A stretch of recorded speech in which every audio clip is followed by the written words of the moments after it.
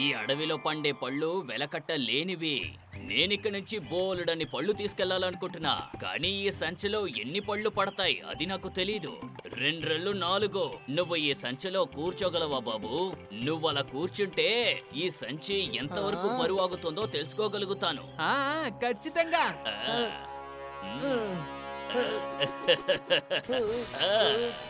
మీరేం చేస్తున్నారు? నన్ను బయటకు వదలండి. అరే 2 4 ఇంకా కొద్దిసేపే. మరి ఇన్నాళ్ళు నీకు మంచి భోజనం పెట్టాను కదా, ఇక నువ్వేం చేయలేవు బాబు.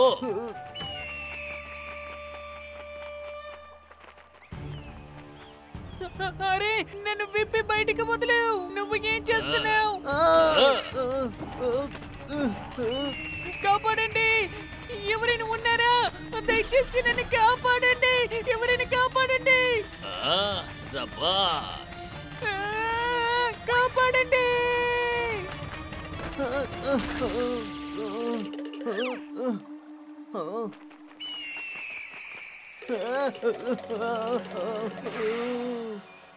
మామయ్య, నన్ను ఇక్కడి నుంచి తీసుకెళ్ళిపోండి. భయపడకు, నీ పక్కన ఉన్న బంగారపు నాణాల్లో 2 4 వజ్రాన్ని ముత్యాన్ని ఇటు పక్క విసిరు.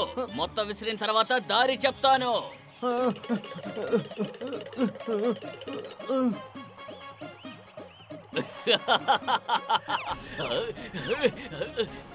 ఇప్పుడు చెప్పండి మామయ్య.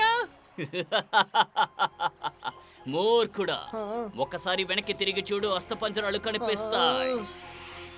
నీకంటే ముందు అక్కడికి వెళ్ళిన వాళ్ళు ఆ గద్దకి ఎరగా మారిపోయారు.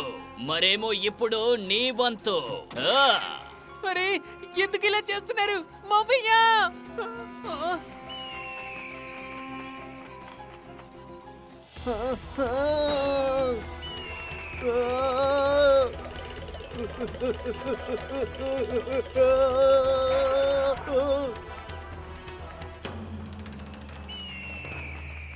ఇలా నదిలో దూకుతాయనా మన ప్రాణాలతో ఉండడానికి అవకాశం ఉంది, లేదా ఇక్కడ ఉన్న పక్షుల మొత్తం నన్ను గుచ్చి తినేస్తాయి.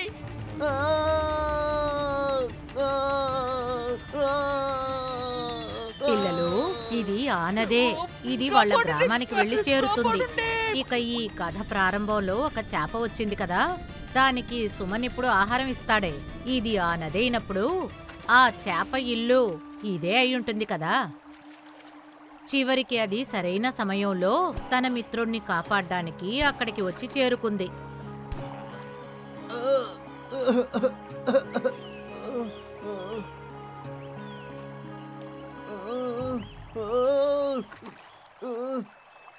చాలా ధన్యవాదాలు మిత్రమా.